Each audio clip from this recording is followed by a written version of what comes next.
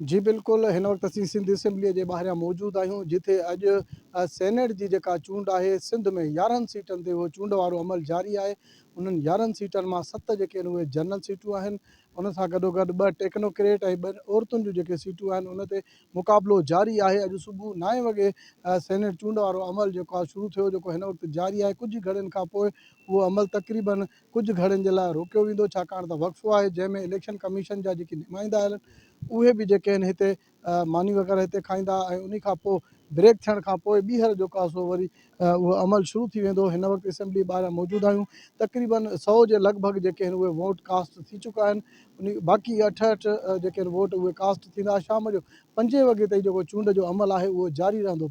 साईं मुनवर वसाण साहिबु असां सां गॾु आहिनि। असां ॻाल्हि ॿोल कयूं था त अंदरि ॿुधायो वञे पियो हिकिड़ो पीसफुल माहौल हले पियो, उन हवाले सां साईं जन बि वोट कास्ट कयो आहे। ॾिसो, असां पाकिस्तान पीपुल्स पार्टी हमेशह जमहूरी तरीक़े सां इलेक्शन लड़ण जी कोशिशि कई आहे। असां चाहियूं था पुरअमन इलेक्शन थिए।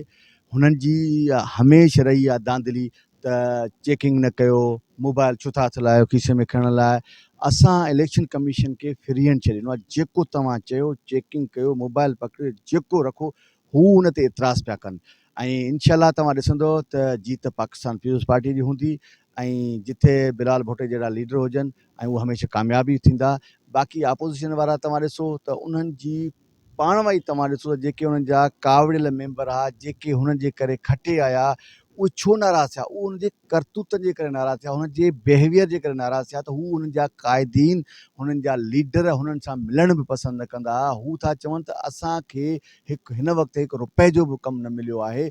उन सां गॾोगॾु असांखे इज़त न ॾिनी वञे। सेनेट जूं इलेक्शनूं जेके टिकेटियूं विरायूं वियूं आहिनि, त जेके माना ईअं सम्झो जेके नालो लिस्ट ते न हो, उन्हनि खे बि सेनेटर ॾिनो वई आहे, सेनेट सीट ॾिनी वई आहे। हिन वक़्तु ताईं जेको पोलिंग जो अमल आहे उहो जारी आहे। शाम 5 वॻे खां पोइ ॻणप थींदी, पोइ ख़बर पवंदी त कंहिंजे जेको आहे सो ऑफिसुनि आॾो दोहल ऐं शरनायूं वॼनि थियूं। जी।